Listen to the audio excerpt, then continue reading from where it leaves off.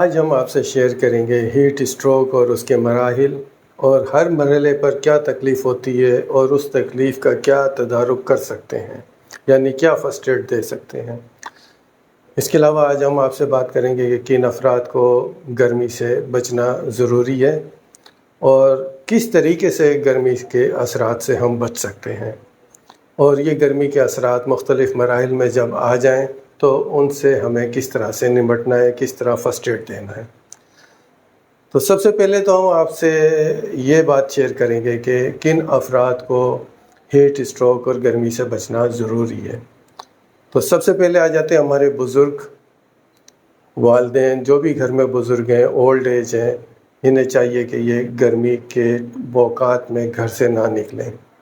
اگر انہیں کسی کام کے لیے جانا ہو تو ٹھنڈے ٹائم کا یہ کر لیں انتظار، یا تو صبح 9 بجے سے 11 بجے تک اپنے آفس کے کام، پینشن وغیرہ یا جو بھی کام ہے وہ اس سے نمٹا لیں، یا پھر 5 بجے کے بعد جو ہے وہ آنا جانا شروع کر لیں۔ 11 بجے سے 5 بجے تک کا جو ٹائم ہے یہ انتہائی پیک ٹائم ہوتا ہے گرمی کا۔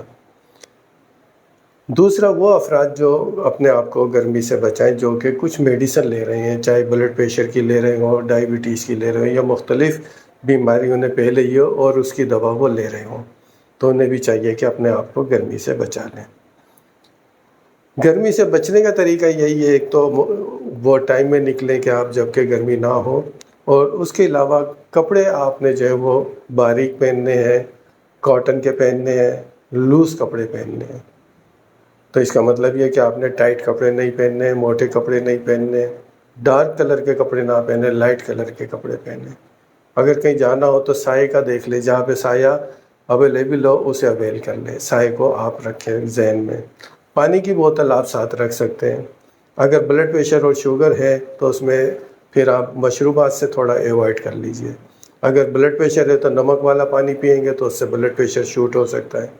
اگر ڈائبٹیز ہے، شوگر ہے، اور آپ نے میٹھے مشروبات آپ نے لیے تو اس سے شوگر بڑھنے کا اندیشہ رہے گا۔ تو سب سے بیسٹ جو ہے وہ نارمل پانی ہے جو کہ آپ پی سکتے ہیں۔ اب آ جاتے ہیں ہم ہیٹ اسٹروک کے مختلف مرحلوں پر۔ ویسے تو ہیٹ اسٹروک جو ہے وہ آخری اصطلاح ہے، اس سے پہلے ہیٹ اسٹریس اور ہیٹ النیس بھی آتی ہیں۔ ہیٹ اسٹریس اور ہیٹ النیس کو آپ اس طریقے سے سمجھ لیجئے کہ یہ ابتدائی مراحل ہیں گرمی کے، جس سے کہ آپ کی زندگی متاثر ہو سکتی ہے، بلکہ متاثر ہو جاتی ہے۔ تو وہ مرحلے جب کہ آپ کی زندگی متاثر ہو سے کہتے ہیں کہ گرمی بڑھ گئی ہے اور اس کے اثرات آپ کے جسم پر آ گئے ہیں۔ اور اگر گرمی بڑھ کے بڑھ جائے اور آپ کی زندگی کے لالے پڑ جائیں تو وہ کہلاتا ہے ہیٹ اسٹروک۔ سب سے پہلا جو اس میں مرحلہ آتا ہے وہ آتا ہے پریکلی ہیٹ کا اور ہیٹ ریشز کا۔ اس سے تو سب بھی واقف ہیں، گرمی دانے، ہیٹ ریشز، یہ تو سب کو تقریباً نکلتے جو بھی گرمی کا جسے سامنا کرنا پڑ جائے۔ طریقہ اس سے بچنے کا یہی ہے کہ آپ اسکن کو ڈرائی رکھیں، ٹھنڈی جگہ کا استعمال رکھیں، پریکلی ہیٹ پاؤڈر استعمال کر سکتے ہیں، لیکن کریم وغیرہ استعمال نہ کریں، کیونکہ اگر جسم گرم ہو اور کریم وغیرہ لگا لی جائے، کوئی آئل لگا لیا جائے، یا گیلا کپڑے ہوں آپ کے اور آپ کا جسم بھی گرم ہو، تو اس میں ہیٹ ریشز اور گرمی دانے کے نکلنے کے چانسز زیادہ ہو جاتے ہیں۔ اس کے بعد جو اگلا مرحلہ آتا ہے وہ آتا ہے ہیٹ کریمپس کا۔ ہیٹ کریمپس میں جو مسل اکڑتے ہیں، اس میں بازو کے مسل بھی اکڑ سکتے ہیں، پاؤں کے بھی، پیٹ کے بھی، تو ان مسل کا اکڑاؤ شروع ہو جاتا ہے۔ اسے کہتے ہیں ہیٹ کریمپس، مسل اسپیزم ہو گئے، اردو میں کہتے ہیں باؤٹے آنا۔ یہ عموماً ان افراد کو ہوتا ہے جو کہ گرمی میں ہی کام کرتے ہیں۔ تو گرمی میں کام کرنے والے افراد جو وہ تو بیچارے نہیں بچ سکتے، جیسے فیکٹری ورکرز ہیں، گرم ماحول میں کام کرتے ہیں، ہمارے فارمرز، کسان بھائی ہیں، وہ گرمی میں کام کر رہے ہوتے ہیں، ہمارے جو پولیس اور ٹریفک پولیس اور دوسرے رینجرز کے اہلکار جو ہیں وہ گرمی میں کھڑے ہوئے ہوتے ہیں، اور اس کے علاوہ ٹھیلے چلانے والے اور پتھاروں پر، فٹ پاتھ پر جو سامان بیچ رہے ہیں، وہ تو گرمی سے بچنا ان کا محال ہے، تو ان کے ساتھ یہ پرابلم آ سکتی ہے۔ تو جب یہ ہیٹ کریمپس آئیں تو ان کے ساتھیوں کو چاہیے کہ اسے بھی اکیلا نہ چھوڑے، کیونکہ اب ہیٹ اسٹروک کا اسٹیپ شروع ہو گئے، مرحلہ شروع ہو گیا ہے۔ تو جب یہ ہیٹ کریمپس آئیں، مسل اسپازم ہو، تو بیٹھ جائیں اور پانی کا اور مشروب کا استعمال کر سکتا ہے۔ اور ساتھ میں تھوڑا بہت کھانا بھی لیتا رہے۔ تو جب اس کے ہیٹ کریمپس اگر 1 گھنٹے تک بھی ٹھیک نہ ہو تو پھر ہاسپٹل کی طرف جانا چاہیے، اسے اکیلا نہیں چھوڑنا چاہیے، کیونکہ اب یہ گرمی بڑھنا شروع ہو گئی ہے، اس کے جسم میں اثرات آنا شروع ہو گئی ہیں۔ تو گرمی بڑھ جائے اور کب بڑھ جائے تو اس کو آپ نے ضرور مد نظر رکھنا ہے۔ ایک اور مرحلہ جب آتا ہے وہ آتا ہے ہیٹ سنکوپی۔ اس میں یہ ہے کہ جب بندہ کھڑا ہوتا ہے تو اسے چکر آتے ہیں، اندھیرا سا آ جاتا ہے، اسے کہتے ہیں ہیٹ سنکوپی، اور بے ہوشی کی طرف بھی جانے کی طرف وہ چلا جاتا ہے۔ ایسی صورت میں اسے یہی کرنا ہے کہ یا تو ٹھنڈی جگہ پہ بیٹھ جائے، اور اگر بیٹھے ہوئے بھی وہ اپنا توازن برقرار نہیں رکھ پاتا تو پھر لیٹ جائے، اور تھوڑا تھوڑا پانی لیتا رہے، اور ساتھ میں جو ہے وہ کچھ اگر متلی وغیرہ نہیں ہے، الٹی نہیں ہے، تو پھر وہ کچھ سپ بھی کچھ کھا پی بھی سکتا ہے۔ لیکن اب وہ اپنے آپ سے لڑے نہ، مزید گرمی میں جانے سے پرہیز کریں، ورنہ پھر اگلا اسٹیپ شروع ہو جائے گا۔ اگلا اسٹیپ جو ہے وہ کہلاتا ہے ہیٹ ایگزوشن۔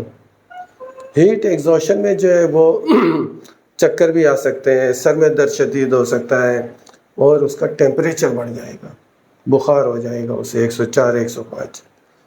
اسکن اس کی جو ہے وہ ڈرائی بھی ہو سکتی ہے، اور بے انتہا پسینے بھی آ سکتے ہیں، لیکن اس کا کانشیس لیول جو ہے وہ نارمل رہتا ہے۔ اسے پتہ ہوتا ہے کہ میں کیا بول رہا ہوں، اور اسے پتہ ہوتا ہے کہ کیا ہو رہا ہے۔ تو جب ہیٹ ایگزوشن آ جائے تو پھر آپ نے کرنا یہ ہے کہ اسے جتنا ٹھنڈا اور برف کا پانی اس پہ ڈال سکتے ہیں ڈال دیں۔ اگر کوئی تھوڑا سا جیسے چھوٹے ٹینک ہوتے ہیں بچوں کے، یا کوئی ایسی چیز ہو، کوئی ترپال ٹائپ کی ایسی چیز ہو جس میں کہ برف اور ٹھنڈا پانی ڈال دے، تو اس میں اسے لٹا دیں۔ تو جتنا برف اور ٹھنڈے پانی کا استعمال اس کی باڈی پہ کر سکتے ہیں وہ کر لیجئے، کیونکہ گرمی لگی ہے، اور گرمی کا علاج جو ہے وہ ٹھنڈ سے ہی ہوگا، برف سے ہی ہوگا، اور برف کے پانی سے ہوگا۔ ساتھ میں اگر وہ ہوش میں ہے اور پی سکتا ہے تو تھوڑا تھوڑا پانی بھی وہ پی سکتا ہے، لیکن اسے اکیلے مت چھوڑیں۔ ہاسپٹل ایسے شخص کو لازمی پہنچائیں، کیونکہ بخار اس کا ہائی گریڈ ہوتا ہے۔ اب اگر یہاں پر بھی تھوڑی سی کوئی کمی رہ جاتی ہے، اور اگر ہم فرسٹ ایڈ صحیح طریقے سے نہیں دے پاتے ہیں، تو پھر اگلا مرحلہ شروع ہو جاتا ہے، جسے کہتے ہیں ہیٹ اسٹروک۔